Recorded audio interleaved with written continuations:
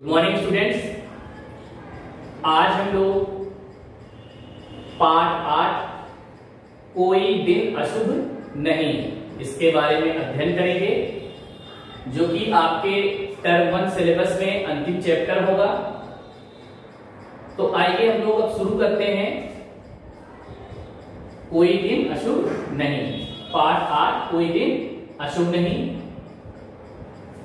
यह जो पाठ है, सबसे पहले उसको जानते हैं इस पाठ का उद्देश्य क्या है। तो इसका उद्देश्य है अंधविश्वास न करना, मेहनत करना, समस्या समाधान करना, परिस्थितियों से जो आपके विषम परिस्थितियां कठिनाइयां आती हैं उससे हार न मानना, आत्मविश्वास बढ़ाना इत्यादि, यह सब सीख हमें इस पाठ से मिलती है। विधा जो है वह कहानी है, यानी जो हम लोग पाठ पढ़ रहे हैं यह कहानी है। और इसके जो लेखक हैं वह हैं श्री वृंदावन लाल वर्मा जी। तो यह तो पाठ का उद्देश्य, पाठ के लेखक का नाम और पाठ किस विधा में है इसके बारे में हम लोगों ने जानकारी प्राप्त की। आइए इस पाठ को पढ़ने से पहले हम लोग सामान्य लेखक का सामान्य जीवन परिचय पढ़ लेते हैं, फिर इसके बाद हम लोग इस पाठ को शुरू करते हैं। लेखक परिचय। श्री वृंदावन लाल वर्मा का जन्म 9 जनवरी 1889 ईस्वी में झांसी में हुआ था। वृंदावन लाल वर्मा ऐतिहासिक कहानीकार एवं लेखक के रूप में प्रसिद्ध हैं। इनकी प्रसिद्ध रचनाएं हैं विराट की पद्मिनी, मृगनयनी, राखी की लाज, अमरवेल जो कि इनका उपन्यास है, हंस मयूर, बांस की फांस, पीले हाथ जो कि नाटक है, खजुराहो की 2 मूर्तियां, जहांगीर की सनक, रक्षा, शरणागत आदि जो कि इनकी कहानियां हैं। इन्हें पद्म भूषण साहित्य वाचस्पति, सोवियत संघ नेहरू पुरस्कार से सम्मानित भी किया गया। इनकी मृत्यु 23 फरवरी 1969 ईस्वी में हुई। तो यह तो लेखक का सामान्य जीवन परिचय था। अब आइए हम इस पाठ के पहले केंद्रीय भाव को समझते हैं कि इस पाठ में क्या कहा गया है। यह कहानी जो है कोई दिन अशुभ नहीं,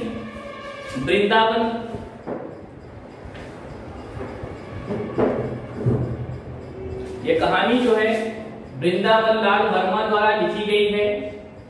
कोई भी दिन या वार शुभ या अशुभ नहीं होते हैं। वृंदावन लाल वर्मा जी का कहना है कि हमारे अंदर जो भ्रांतियां फैली हुई हैं, जो हम लोग एक अंधविश्वास में जिए आ रहे हैं, इस दिन यह कार्य करेंगे तो अच्छा होगा, इस दिन इसे नहीं करना चाहिए क्योंकि यह अशुभ दिन है। तो लेखक का कहना है कोई भी दिन शुभ या अशुभ नहीं होता है। कहानी के माध्यम से लेखक यह बताना चाहता है कि कर्मशील बनकर तथा आलस्य त्याग कर काम के प्रति समर्पित होने वाला व्यक्ति ही सफलता को प्राप्त करता है। दिन के हिसाब से नहीं कि अगर हम मंगलवार के दिन कोई भी कार्य करेंगे तो हम अपनी मंजिल को प्राप्त करेंगे, तो ऐसा नहीं है। अगर हमारे अंदर लगन है, मेहनत है, हिम्मत है, ईमानदारी से किसी भी कार्य को करते हैं, तो चाहे वह शनिवार हो, रविवार हो, बुधवार हो, मंगलवार हो, हमेशा हमें सफलता की प्राप्ति होगी। तो इस कहानी के माध्यम से इसी अंधविश्वास को दूर करने के लिए हमें लेखक ने बताया है। आइए अब हम लोग कहानी को पढ़ते हैं। दिसंबर का महीना, जिस पर इंग्लैंड के उस भाग की सर्दी जहां ब्राउन रहता था, वह रहता था समुद्र के किनारे के उस हिस्से में जहां कोहरा और हिमपात न चैन लेता था और न चैन लेने देता था। ब्राउन अपनी बूढ़ी माँ, पत्नी और 2 बच्चों के साथ एक कमरे की दीवार की तरह से लगी हुई सिगड़ी में कोयला झोंक कर आग ताप रहा था। सांझ हो चुकी थी। ब्राउन अंग्रेजी जहाजी सेना में एक पनडुब्बी सबमरीन का नायक रह चुका था। नौकरी की चिंताओं से मुक्त होकर वह पेंशन पा रहा था। ढलती आयु का था परंतु था स्वस्थ। वह उस समय अपने और साथियों के कुछ समुद्री अनुभव रोचक ढंग से सुना रहा था। बच्चे तल्लीन थे। उसकी मां झपकी ले रही थी। पत्नी की भी ठंड छूट चुकी थी परंतु वह गृहस्थी की किसी समस्या में उलझी हुई थी। बाहर से किसी ने दरवाजा खटखटाया। ब्राउन की पत्नी बाहर गई और एक तार लेकर आई। ब्राउन ने जल्दी से तार खोलकर पढ़ा और स्तब्ध रह गया। बुढ़िया भी जाग गई थी। किसका तार है, क्या है इसमें, बुढ़िया ने पूछा। पत्नी की उत्सुक दृष्टि में भी प्रश्न था। सभी लोग हैरान थे। आइए थोड़ा सा इसको हम लोग समझ लेते हैं। दिसंबर का महीना था। इंग्लैंड का वह भाग जहां पर सबसे ज्यादा सर्दी पड़ती थी, वहां पर ब्राउन नाम का एक व्यक्ति रहता था। समुद्र के किनारे के उस हिस्से में जहां पर कोहरा पूरा और हिमपात यानी हमेशा वहां पे 12 महीने बर्फ पड़ता रहता था।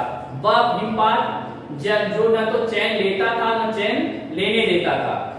ब्राउन जो है वहां पर अपनी मां, बूढ़ी मां जो थी, अपनी पत्नी और बच्चों के साथ कमरे के तहयानी के किनारे, कमरे के साइड में लगा हुआ एक सीढ़ी होता है, जैसे जहां पे हम लोग जैसे ठंड के महीने में देखिए आग तापते हैं जला के, उसी प्रकार से जहां पर 12 महीने ठंडी ज्यादा ठंडी पड़ती है तो लोग का एक फिक्स स्थान कोने में होता है। इस तरह से घरौंधा जैसे बना होता है, वहां पर वो लोग आग जला के सुलगाते रहते हैं जिससे उन्हें गर्मी की प्राप्ति होती है। तो वहां पर वह कोयला झोंकता रहता है। ब्राउन अंग्रेजी जहाजी सेना में, जो अंग्रेजी का जो नेवी होता है, नेवी बोलते हैं सेना को, जो कि नौसेना होता है, तो अंग्रेजी जहाजी सेना में नायक रह चुका है, जहाज चलाने वाला, जिसे आप सबमरीन कहते हैं। नौकरी की चिंता से मुक्त हो चुका था क्योंकि वह रिटायर्ड हो चुका था। वह वो था तो बूढ़ा लेकिन एकदम स्वस्थ था। अब उसे पेंशन आ रही थी।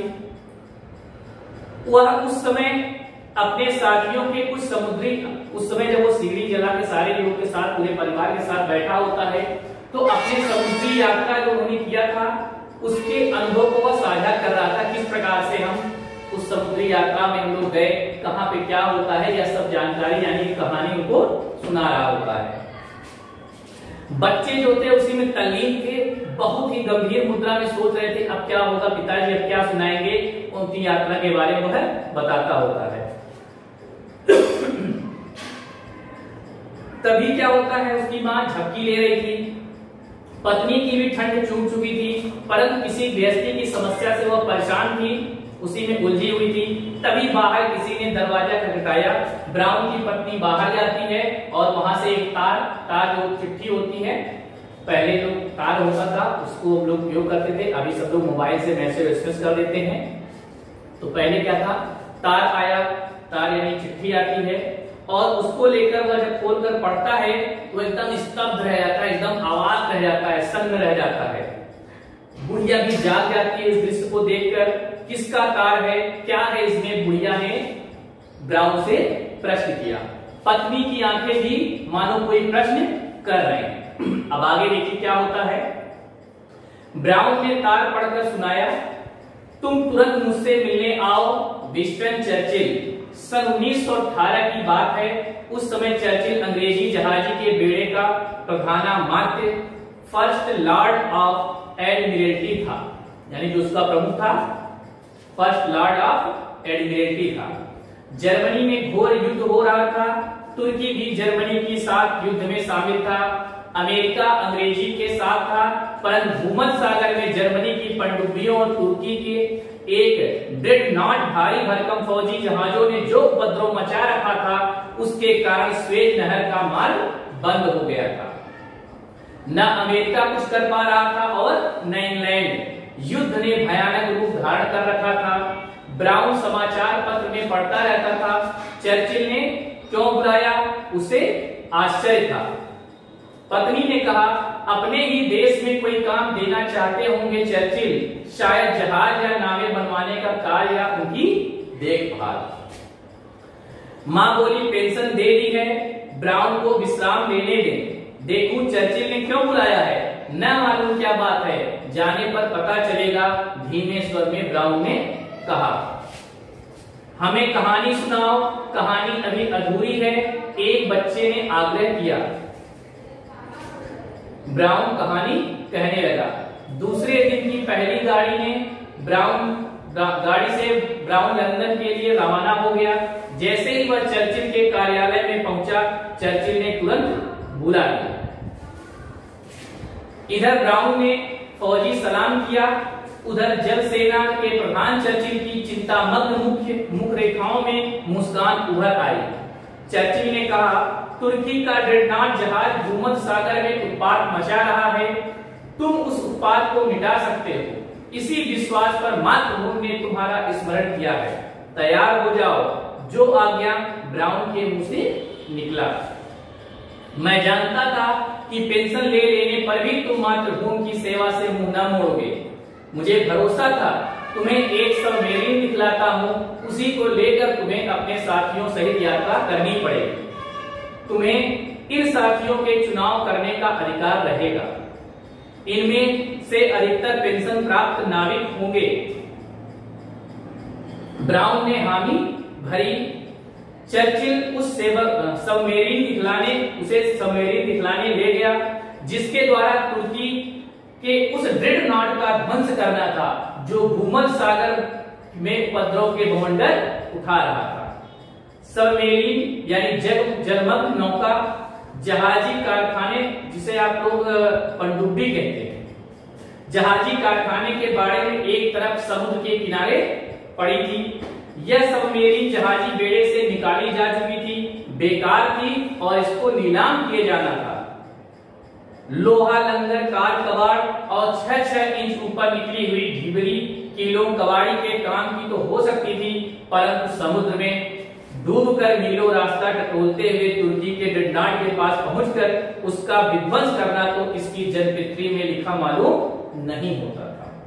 नीलाम के लिए पड़ी हुई नाम मात्र के इस सबमरीन को देखकर ब्राउन के चेहरे पर हवाइयां उड़ने लगी। तो आइए इसको थोड़ा समझ लेते हैं। ब्राउन ने तार पढ़कर सुनाया। तभी वहां पर पता लगा, तुम मुझसे मिलने चले आओ।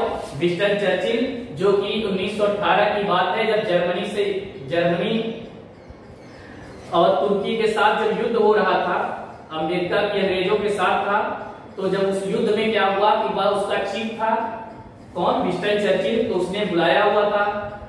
अब यह सारी चीजें हुई। जब बुलाने की बात आती है, तब वो सोचते हैं, उनकी पत्नी, उनकी माँ कहती है, क्यों बुलाया है तुम्हें? का पता नहीं, जाने पर ही पता चलेगा। बच्चे बोलते हैं, मुझे कहानियां सुनाओ। तो किसी तरह से वो कहानी सुनाता है। सुबह पहली ही गाड़ी से वह निकल पड़ता है।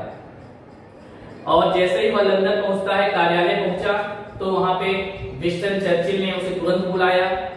और जैसे ही वह पहुंचा तो वह बहुत खुश हो जाता है, चलो मेरा काम बन गया। चर्चिल ने कहा, तुर्की जो है ड्रेडनॉट जहाज लेकर भूमध्य सागर पर उत्पात मचा रहा है। अब तुम्हें इस समस्या का समाधान कर सकते हो।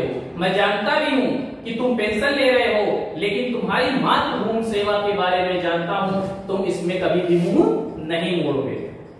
यह सब चीज वो उसने बताया। और इसके बाद उस सबमरीन के पास ले गया, जो जहाज था, जो कि एकदम कबाड़ की तरह किनारे पड़ा हुआ था, जो कि नीलाम के लायक था, एकदम कबाड़ी की तरह था, जिससे तो युद्ध करना तो बड़ी दूर की बात है, उसको चलाना भी समुद्र में मुमकिन था। अब जब उसको सबमरीन देखता है वह ब्राउन, तो एकदम से वह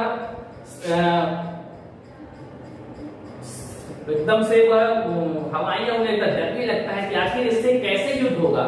इस प्रकार से वह एकदम उसका चेहरा बन जाता है। अब आइए देखते हैं कि आगे क्या होता है। केवल यही एक सबमरीन हमारे पास है, चर्चिल ने कहा केवल अब एक ही सबमरीन हमारे पास है।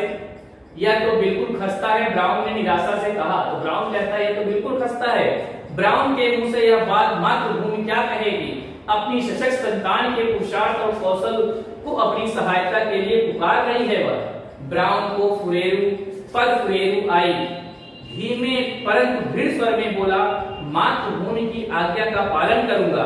इसी नौका से तुर्की ड्रेडनॉट का विध्वंस किया जाएगा। चर्चिल हर्षमग्न हो गया, बोला इस नौका की जितनी और जैसी मरम्मत हो सकती है तुरंत करवाता हूं। ब्राउन घर चला आया। बच्चों ने कहा, दादा कहानी सुनाओ ना। हाँ हाँ जरूर। और ब्राउन बच्चों का मन बनाने लगा। कुछ ही दिन पूर्व चर्चिल का तार आया, 13 दिसंबर शुक्रवार के दिन कूच करना है।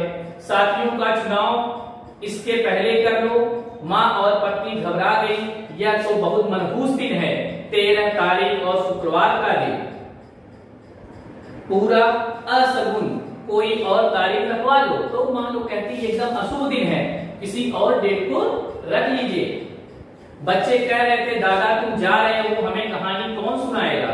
ब्राउन जानता था कि लौटना शायद असंभव है। चल समाज ही भाग्य में बधा है। बड़ी मुश्किल से अपने को संयत करके इतना ही कह पाया, मातृभूमि की आज्ञा है। परमात्मा का सुमिरन करो। मनहूस दिन तारीख कुछ नहीं कर सकते और वह उन्हें रोता हुआ छोड़कर जल्दी से चला गया। 13 तारीख और शुक्रवार के दिन ब्राउन अपने 15-16 साथियों के साथ चल पड़ा। पूरे उत्साह के साथ उन सभी ने अपना राष्ट्रीय गीत गाया और मनहूसियत की छाप को पोंछ डाला। भूमध्य सागर के एक स्थान पर अंग्रेजी और अमेरिकी जहाजी बेड़ा था। वहां तक ब्राउन की सबमरीन बिना किसी संकट के पहुंच गई। तुर्की के दर्रा दानियाल के पीछे वाले समुद्र में तुर्की का वह ड्रेडनॉट उपद्रव करने के बाद जा छिपता था। वहां ब्राउन को पहुंचना था। अपने मित्र जहाजी बेड़े से विदा लेकर ब्राउन तुर्की के दर्रा दानियाल की ओर बढ़ा। कुछ दूर तक वह समुद्र के ऊपर गया। जब देखा कि परिस्थिति निरापद नहीं है, तब नौका पानी के नीचे कर दी। तो इस प्रकार से किसी तरह से जब सारी जानकारी होती है, उन्होंने कहा ठीक है, हमारे पास इस जहाज के अलावा कोई दूसरा जहाज नहीं है। जब चर्चिल ने कहा तो वो कहता है ये तो एकदम खस्ता है, तो लेकिन मातृभूमि के लिए उसने कहा ठीक है, मैं इसके लिए तैयार हूँ। तो उसने कहा ठीक है, जितनी भी मरम्मत हो सकती है इस जहाज की करवा ली जाए। इतना सब कुछ हो रहा था, इधर वह वापस घर आ जाता है ब्राउन, और बच्चे जिद कर रहे थे कहानी सुनाने के लिए। जब पता लगा कि 13 दिसंबर का दिन और शुक्रवार का दिन है, तो कहे यह तो बहुत मनहूस दिन होता है, इस दिन आप ना जाओ। तो उन्होंने कहा मातृभूमि की रक्षा के लिए ईश्वर का सुमिरन करने के बाद कोई भी अशुभ नहीं होता है। इतना कहकर वह अपने 15-16 साथियों को साथ लेकर उस जहाज पर चल पड़ा, जहां पर उस समुद्र में चला गया जहां पर वो तुर्की की सेना उत्पात मचा रखी थी। तो कुछ देर तक वो जो है समुद्र के ऊपरी रास्ते से गया, और बाद में जब देखा कि अब जरूरत है तो वह उस जहाज को समुद्र के नीचे कर लिया। अब देखिए आगे क्या होता है। और एक दिन वह दर्रा दानियाल के मुहाने पर पहुंच गया। यहाँ समुद्र कम गहरा था, बीच में जलमग्न पहाड़ियां थी जिनकी चोटियों पर पानी 25-50 फीट तक की गहराई का ही था। उनकी गहराई में होकर गए कि सेबर मीन पकड़ी गई। ब्राउन सावधानी के साथ इन पहाड़ियों की तरी तरी चक्कर काटता हुआ दर्रा दानियाल के ठीक मुहाने पर पहुंच गया। यह सुरंगों की तारों का जाल फैला हुआ था और सेबर मीन की ऊपरी ढिबरियों के कसे लोहे में लंबे लंबे कीले लगे हुए थे। एक तार में 20 सेबर मीन फंसी थी, सुरंग फटी और सेबर मीन तथा उसमें बैठे चालकों के टुकड़े टुकड़े उड़े। सबमरीन अत्यंत सावधानी के साथ चलाई जाने लगी, फूंक फूंक कर कदम रख रही हो, फिर भी एक एक कील सुरंग के किसी तार से जा उठी। सबमरीन एक क्षण के भीतर जहां की तहां रोक ली गई। सुरंग की तार से कील को सुलझाकर सबमरीन कछुओं की गति से धीरे धीरे आगे बढ़ी। नौका दर्रा दानियाल के भीतर घुसी। दर्रा सकरा है, उसके पीछे समुद्र। नौका ने दर्रा पार कर लिया और समुद्र में पहुंच गए। ब्राउन और उसके साथी आनंद मग्न थे। कहा बस अब ड्रेडनॉट का पता लगाना है। कस्तूनुक्लिया यानी कौसंटिनी पुल निकट ही है, उसी के बंदरगाह में कहीं होगा, पता लगाओ। मातृभूमि की जय, उन सभी ने उत्साह के साथ जयकार किया। जिस इंजीनियर के हाथ में दूरबीन थी उसने पता लगाकर बताया यहाँ से मील सवा मील की दूरी पर ही है हमारा सौभाग्य। ब्राउन ने भी देखा तुर्की का वह ड्रेडनॉट राजधानी के बंदरगाह पर स्थिर था, झंडा लहरा रहा था, उसकी बड़ी बड़ी तोपें गोले उगलने के लिए तत्पर दिखलाई पड़ रही थी। ब्राउन ने अपनी सबमेरीन का मोर्चा ठीक किया, टारपीडो जल पर चलाया जाने वाला विस्फोटक गोला संभाला और आदेश दिया, दागो। सबमेरीन समुद्र की सतह पर आई। इंजीनियर ने उसके सिर पर टारपीडो गोला छोड़ा, भीतर बिजली का बटन दबा, टारपीडो तीव्र गति से उस ड्रेडनॉट के सीध में छूटा। यह सब थोड़े से सेकेंडों में ही हो गया। सबमेरीन सतह पर आई। ड्रेडनॉट के दूरबीन वाले ने उसे देख लिया और परख लिया था कि सबमेरीन किसी शत्रु के हैं। ड्रेडनॉट की तोप ने एक गोला छोड़ा। तो इस प्रकार से वह किसी तरह से मुसीबतों का सामना करते करते उस ड्रेडनॉट जो उस तुर्की का जंगी जहाज था उसके पास पहुंचता है और वहां पर जाके समुद्र के नीचे भीतर तल पर वह जो है यहां से गोला छोड़ने शुरू किया, टारपीडो गोला। तब उधर से ड्रेडनॉट के तोप ने भी एक गोला छोड़ा। अब देखिए आगे क्या होता है। परंतु ब्राउन की सबमेरीन अपना टारपीडो छोड़कर जलमग्न हो चुकी थी। ड्रेडनॉट की तोप का वार खाली गया।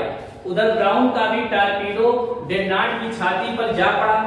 भयानक विस्फोट हुआ, बड़े जोर से धाएं और बहुत धुआं तथा आग की लपटें, फिर कई धमाके हुए।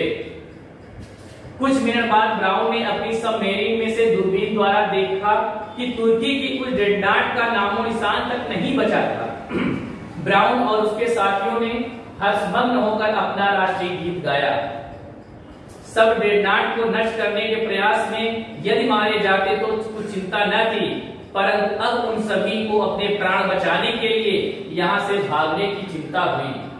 ब्राउन के सहायक नायक ने कहा, यहाँ से तुरंत चल देना चाहिए।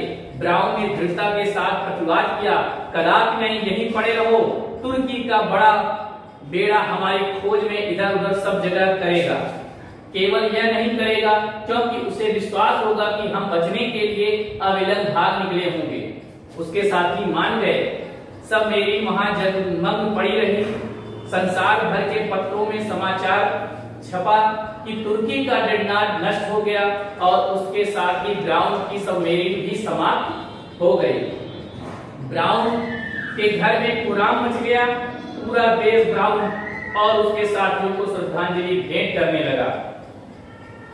उनकी मां और पत्नी के आंसू के ऊपर बार बार यह वाक्य तैरने लगा था, 13 तारीख और शुक्रवार का दिन बहुत मनहूस है।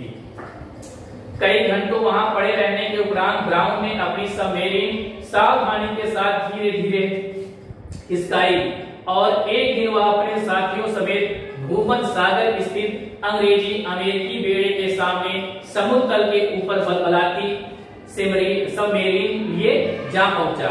हर्ष के अनेक घोषों द्वारा उनका स्वागत किया गया।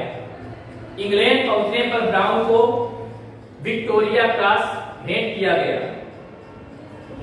घर पहुंचा तो सारे का सारा वातावरण आनंद से खिलखिलाता पाया। अब सुनाऊंगा तुम्हें कहानी। ब्राउन ने बच्चों को बार बार हृदय से लगाकर आश्वासन दिया। उसकी मां बोली, इन्हें यह समझाना कि 13 तारीख और शुक्रवार का दिन या परमात्मा का रचा कोई भी दिन पराक्रमी के लिए मनहूस नहीं होता है। तो देखो अब क्या हुआ कि जैसे ही तोप का जो तुर्की सेना का जो जहाज था उसने भी एक गोला धमाका किया। उसी समय क्या होता है कि ब्राउन का सबमेरीन उसने अपनी जहाज को समुद्र के तल में एकदम छिपा लिया था और जैसे ही उसका गोला आता है तुर्की सेना का तो होता क्या है कि वह खाली निकल जाता है क्योंकि वह समुद्र में हो जाता है। और इसके बाद सबमेरीन यानी ब्राउन के सबमेरीन जहाज में एक के बाद एक कई गोले छोड़े, बड़े से बड़ा धमाका हुआ और पता लगा कि जो तुर्की का जो जहाज था वह अब उसका नामो निशान तक नहीं है। जो उसका डिड नॉट जहाज था उसका नामो निशान मिट गया। तब ब्राउन के साथियों ने कहा, अपना राष्ट्रगीत गाया और कहा कि अब जल्दी से यहाँ निकल चलो, नहीं तो क्या होगा कि हम भी यहाँ पर मारे जाएंगे। उन्होंने कहा नहीं, तुर्की की सेना जो है हमें चारों तरफ से ढूंढ रही होगी, इसलिए कुछ दिन तक यहीं जलमग्न पड़े रहो। इस प्रकार से वह जलमग्न वहीं पे पड़े रहते हैं पानी के भीतर ही। दूसरे दिन अखबार में छपता है कि ड्रेडनॉट जो कि तुर्की का जहाज था उसका विध्वंस हो चुका है और इसके साथ साथ सबमेरीन का नायक ब्राउन सहित उसके साथी भी वहां पर जलमग्न हो गए हैं, मारे जाते हैं। इस खबर को जब अखबार में छपा पाया तो उसके घर में पूरा कोहराम मच गया था। उसकी मां ने कहा कि वाकई में 13 तारीख को शुक्रवार का दिन बहुत ही अशुभ होता है। तो इस प्रकार से जब सभी लोग उसके साथियों ब्राउन साथियों को श्रद्धांजलि भेंट करने लगते हैं और धीरे धीरे एक दिन कई घंटे वहां पर जो बहुत दिन वहां पर पड़े रहते हैं, उसके उपरांत वह सबमेरीन लेकर जब वापस आता है तो सभी लोग उसकी जय जयकार करते हैं। जब वह घर वापस पहुंचता है तो कहते हैं कि कोई भी दिन अशुभ नहीं होता। उसकी मां ने कहा कि यदि हमारे अंदर पराक्रम है, हिम्मत है, हम लोग मेहनत और ईमानदारी से कोई भी कार्य करते हैं तो हमारे लिए कोई भी एक दिन अशुभ नहीं होता, क्योंकि हर एक दिन को ईश्वर ने बनाया है और उसका बनाया हर एक दिन शुभ होता है। प्यारे बच्चों, यह तो चैप्टर था कोई दिन अशुभ नहीं, जिससे हमें अच्छी और रोचक कहानी हमने पढ़ी और यह हमें संदेश भी देता है कि हमें अपने मेहनत पराक्रम से ही कोई भी कार्य करने चाहिए। कभी भी इस अंधविश्वास को नहीं मानना चाहिए कि इस दिन कार्य करने से अशुभ होगा, ऐसा कभी भी नहीं सोचना चाहिए। प्यारे बच्चों, आप लोग इस पाठ का जो भी अभ्यास कार्य है उसको अपनी बुक में फिल करोगे और साथ में लेखक का जीवन परिचय आप अपनी कॉपी में लिखेंगे। आज के लिए इतना ही, धन्यवाद।